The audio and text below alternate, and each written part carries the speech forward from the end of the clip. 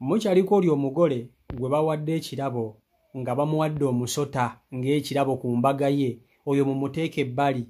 Kakati njagala towuliriza omugole ono. Omugole bamuwadde ekirabo eky'ensawo, handbag. Ne mu handbag eyo nga bataddemu akawundo nga kafu nga katunudde na mu bbanga bwe kati nga keegalise nga kaavunda kawunya. Oli yakutte box bulungi n'agirapinga nga gift ng'ekirabo n'akwata bbaaga n'agiteeka mu box eyo. Eyo box n'agiteekamu akawundo nga kafu nga kaavunda nga kafu. Omugole receiving ebirabo bingi nnyo ku mbaga y'ekyo mukimanyi. Naye okusumulula ebirabo bino abisumulula wayiseewo ebbanga nga bamaze omukolo guno. Kati bamaliriza omukolo ne bbaawe. Omugole agamba bbaawe bane tusumule ku birabo abantu bye baatuwa. Naye okumanya ebintu bya Katonda bizibu. Ekirabo kye baamuwa ekyakawunda akafu nga bakatadde mu nsawo kye kirabo kye yasookerako. Muli neebuuza lwaki teyasookera ku birabo ebirala. Kino ekirabo ekirimu akawundo n'akisembyayo. Naye nga omanyi nti omuntu omubi ebiseera ebisinga ebigendererwa byabwe biyitamu mangu. Katonda tatuwa mukisa kwerwanako na kubyetangira. Omukazi asumulula bulungi nnyo ebox y'ekirabo ekyo. Agenda okukebera nga mulimu handbag. Handbag nga nnungi. Ogenda okugisumulula zipu munda nga awulira ekiwunya. Awulira bbaaga ewunya gamba yi ekirabo kye bampa. Lwaki kivaamu akawo akavundu bwe kati. Ogenda okusumulula ensawo nga mulimu akawundo. Akawundo buno bubeera ku mabaati. Akawundo nga kafu nga kaafa dda kaavunda. Kyava agamba bbaawe mwami nga muno mulimu akawundo akafu nga munaye tebabifaako nga bagamba eka biteekaawo ebbali ebyo oba kiki tebaabitwala nga bikulu. Kumbe ekintu kye batatutte nga kikulu kye kigenda okubaleetera obuzibu mpaka nakati essaawa eno. Munnange nga bagenda maaso n'okusumula ebirabo ebirala. Mu kusumula ebirabo ebirala omukazi kyataamanya nti akawundo ke yalaba nga kafu kagenda kumuleetera okuba nti tagenda kuddamu kuzaala.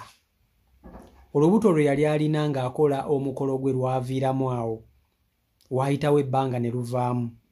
Omukazi teyaddamu kuzaala mwana n'omu. Buli lubuto lwe yafunanga nga luvaamu, buli lubuto nga luvaamu nga kivudde ku ki? Ku birabo ekyakawundo kye baamuwanga kafu mu nsawo. Mubeere beegendereza. Kankutuuseeko omukyalo ono eyayambaza abagole ng'alukuviira ku ntono nga bwe byali. Video nkusaba ogimpereka like etambule tuke ku buli muntu video yiyo. Bannange ebirabo bifuuse ebirabo as in gifts. Ebyo ebirabo bibawa after the wedding. Bannange abantu babirogeddemu bannaabwe. Abagole babifiiriddemu babattiddemu okuyita mu birabo. Abantu bakolera eddogo mu birabo. Bannange abagole mwegendereze. Omugole yamaze okukola embaga yogenda kubikula ebirabo. Sooka weewa obudde osobola n'okuba emyezi 6 kwena nga okyasabira birabo byo. Ate funa muntu mulala yaba abikubikulira. Abantu basse bannaabwe okuyita mu birabo. Abantu balogedde bannaabwe mu birabo. Abantu basindikidde bannaabwe agalwadde agabi okuyitamu ebyo ebirabo bibawa after the wedding. Those gifts. Abagole mwegendereze. Gwe omugole yamaze dde okubikula ebirabo byo. Bisabire. Weesabire bisabire. Ebyo ebirabo ebimu bibawa after the wedding. Byebimu byebireetedde abantu abamu abakoze emikolo okwawukana. Omusajja n'akyukira ddala. Omukyala n'akyukira ddala n'akolaga takyakwaga. Naye nga ebyo birabo mwabikula mwewali obuzibu. Ebirabo bisabire mufune abantu abalala baba bibikulira. Abantu bafiiriddwa abantu baabwe kuyitamu ebyo ebirabo nga babalogeddemu omwo. Sigenda baliisaayo nga bulijjo. Mu mwaka guno nga gutandika nafuna omugole wange n'ampangisaako gomesi z'abagole ez'ababuuza nga manyi ebibeera eby'emikolo. Munene bakola embaga neggwa naye yali ku dduuka nga zopangisa nalabanga ali olubuto ndowooza lwalinga mu myezi 4 siri sure. Munange nga bakola okwanjula nga kuggwa ndowooza baali baateesa after the kwanjula bagenda kukola wedding yaabwe after 2 months. Emyezi egyayitawo ne bakola embaga yaabwe. Yali amannyo yali mu Kampala era bagamba mbu yaliko abanene bangi era yali y'amaanyi. Era babawa ebirabo biyitirivu nnyo. Naye mbu waayitawo wiiki 2 ku 3 nga babikula ebirabo byabwe. Omwami abikula kino omukyala bw'abikula kiri.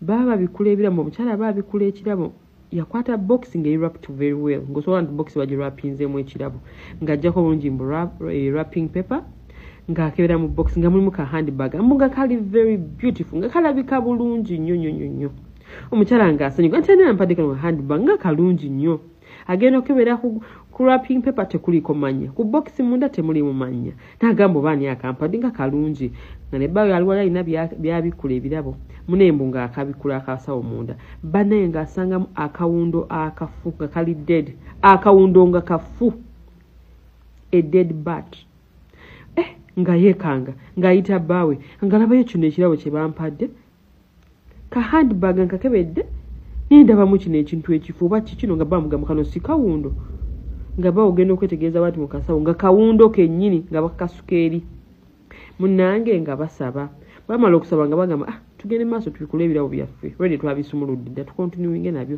mune nga babikula ebirabo so no tebamanya nti akakawundo ke basanga mu handbag mwe mugenda okuvuba obulabo bw'amaanyi ebbanga liyitawo omukyala obuto bwe lukula lumu olunaku nga lukera mu ngo olubuto olumuluma nnyo omukyala nga tatandika bleedinga munaye omwami ng'amuddusa mu ddwaliro nga bamugamba munnange olubuto luvuddemu omukyala ng'akaaba nnyo amaziga bwe yakaaba ennyo amaziga nga bamugumya mugamba tofaayo katonda ajja kuwa omwana omulala munaye omukyala nga bamukumakuma ng'akakkana naye ku vuulo buli lubuto omukyala lwafuna luvaamu buvi luvaamu emyezi ng'ebiri oba mwezi gumu ogenda okuddamu ng'alaba bleedinga ng'olubuto luvuddemu bannange bagenze mba pastors ab'enjawulo bagenze madiini ag'enjawulo bagenzewa yonna tebafunye kuyambibwa naye nga bagamba nti akakawundo ke basanga mu handbag mwe mwava obuzibu obwo bannange ebirabo babirogeramu ebirabo mwegendereza abagole nze mbalabudde abantu bangi bafunye ebiza okuyitamu ebyo ebirabo ffe batuyita ba Hector Bridals tupangisa gomesi z'abagole n'ez'ababuuza n'ez'abagesi tulina package zaffe ku mitwalo 80 kwanjula okwanja kuli package ya mitwalo 80 n'okudda waggulu ku package y'emitwalo 8 tukwa gomesi 3 ez'omugole gomesi 3 eza matron ne set z'ababuuza 3 nga mulimu gomesi 6 ezigomesi 14 n'ez'ababuuza awamu omugole twatumuwadde gomesi 24 ez'omukolo then kukyala package eri ku mitwalo 4 gomesi emu ya matron gomesi emu ey'omugole ne set emu y'ababuuza mu gomesi 6 bane mujje mutuwagire tusangibwa ku bayita ababiri batuyita ba Hector Bridals naye mwegendeze ekyebirabo gw'omugole wakoze embaga yo yawedde tonnakebera birabo byo funa muntu mulala yababikubikulira n'ekira musabire ebirabo ebyo omuntu mulala bikubikulire nga bw'obiraba otherwise ojagwa mu bizibu kino kye mbagamba bulijjo nti abantu mwena mwina okuba abeegendereza naddala ku mikolo mwina okuba abeegendereza essaawa zino abantu banyiivu nnyo eri emikolo gy'abantu abalala abantu balina obujja eri emikolo gy'abantu abalala imagine omugole ono yagenda okukola omukolo guno ng'ali lubuto era embaga yagikola ali lubuto naye mukola embaga eno ya receiving ebirabo bingi kubanga nga omanyi omukolo abantu bakuwa ebirabo okuba nti bakuyozaayoza ku ssanyu lyoba otuuseeko ne mwabo abantu abakuwa ebirabo mubaamu abalungi n'ababi mubaamu abaseka n'abaseketerera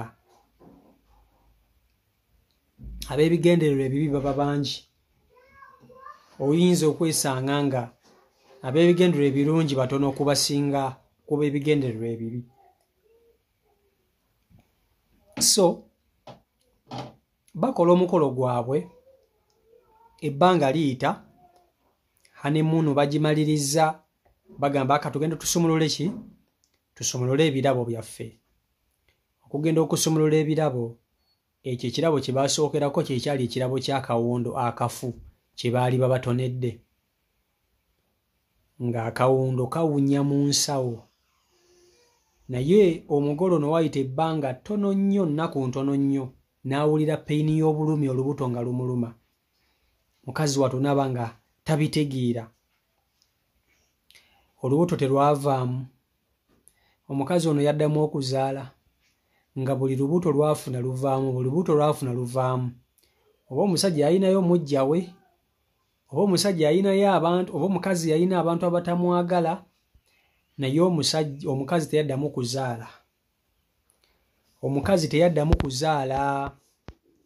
kuzaala kiva ku ki?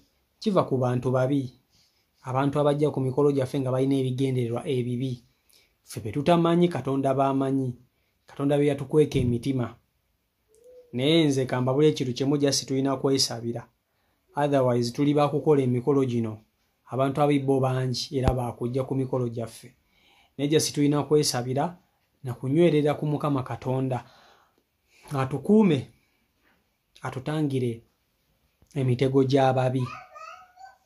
Naye si byangu. Nze vidiyo zino nzibatuusaako muziyigiremu, kubanga ebintu bye mbaleetera bye bimu ku bintu ebisinga okutuukawo mu bulamu bwaffe obwa bulijjo. Be bintu ebitutuukako nga ffe abantu, era ebintu ebitutuusibwako bantu bannaffe abalala. Muli eyo mundaba mutegeka okukola emikolo gyammwe, era muli eyo mundaba mwagala okukola emikolo gyammwe.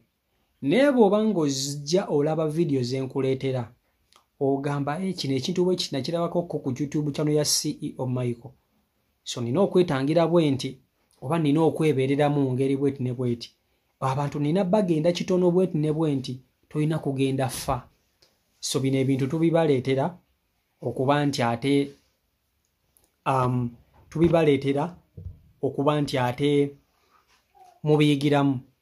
Tetukola just lugambo lwokka, nze sikola lugambo lwokka, wabula making sure okulaba nti video ze mbaleetera mujjamu ekyokuyiga nga mu abantu. Nange mbiyigiramu abibaleetera, mbiyigiramu. Tuyiga ffenna, okitegeera. CEO Michael Uganda YouTube channel kwoli. Mubeere bulungi, Mukama Katonda abankuumire, abampere kye musinga okwagala. Ate naba kusubscribinga, simanyi kikyolinda, subscribing obenga tosubwa buli video gye mba nkuteereddeyo. Mukama Katonda abankuumire, abampere obulamu obulungi ne bye musinga okwagala. Peace and love.